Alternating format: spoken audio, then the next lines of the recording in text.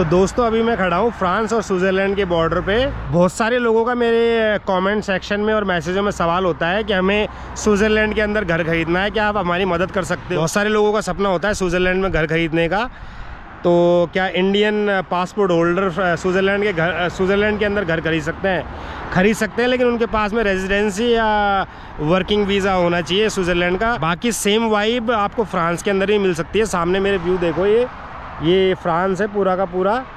जो फ्रांस और स्विट्ज़रलैंड के बॉर्डर के आसपास का जो एरिया होता है ना फ्रांस का, वो सेम वाइब देता है स्विट्ज़रलैंड वाली। तो अगर आपको स्विट्ज़रलैंड में घर खरीदना है, उससे अच्छा है कि आप फ्रांस में खरीदो। आपके पास में इजी एक्सेस भी है, आप इंडिया से ही घर खरीद सकते हो, क्योंकि इसके लिए ना तो आपको वीज़ा की ज़रूरत है, ना ही कोई रेजिडेंस कार्ड की।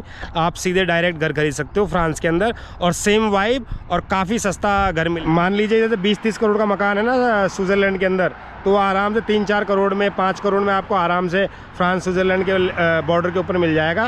तो आप अगर इन्वेस्टमेंट करना चाहते हो ना यूरोप में, तो मैं आपको राय दे रहा हूँ कि आप आराम से फ्रांस के अंदर इन्वेस्टमेंट कीजिए।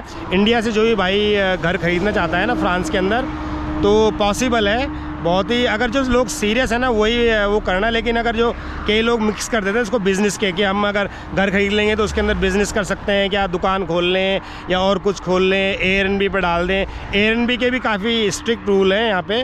तो लोग बागों का काफ़ी एक सवाल रहता है कि अगर हमने घर खरीद लिया उसको रेंट पे कैसे डालेंगे। तो आप आराम से इजीली रेंट पे डाल सकते हैं। यहाँ पे एजेंसी होती है जो मैनेज करती हैं सारा काम, और इसमें काफ़ी प्रॉफिट भी अगर लेके अगर रेंट पे डाल देते हो ना, तो बढ़िया प्रॉफिट है ये भी एक।